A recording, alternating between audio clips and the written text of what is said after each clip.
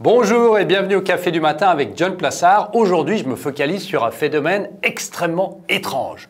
Vous serez certainement surpris d'apprendre que presque rien ne se passe pendant les heures normales d'ouverture de la bourse.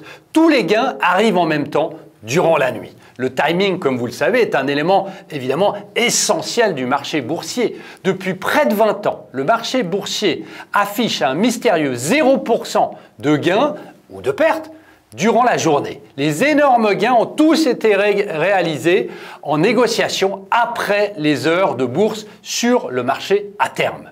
Les mouvements intra-journaliers font beaucoup plus de volume et de bruit évidemment, mais il ne se passe pas grand-chose en réalité. La tendance et la direction du marché sont décidées pendant que vous dormez.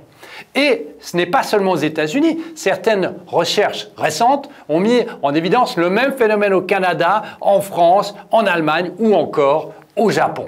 La tendance a encore été plus prononcée cette année. Il en va de même, évidemment, et malheureusement, pour les baisses. Lorsque le marché boursier entre dans un bear market, toutes les plus grosses pertes se produisent dans le courant de la nuit. Nous avons vu cela notamment se produire en mars lorsque le S&P 500 a chuté de plus de 30%. Alors pourquoi les actions augmentent-elles ou baissent-elles beaucoup plus en dehors des heures de la bourse? Alors tout d'abord, les volumes de transactions sur les marchés des contrats à terme après les heures de bourse est beaucoup plus faible. Donc il est plus facile pour les grands acteurs de pousser le marché dans une direction particulière.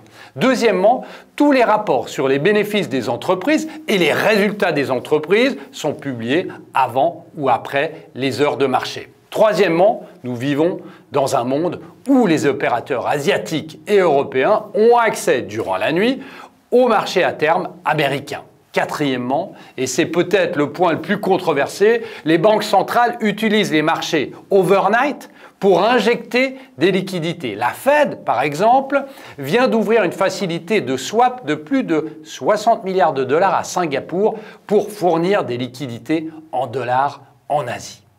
Merci beaucoup, passez une très bonne journée, restez chez vous et surtout, n'oubliez pas de lire mon morning.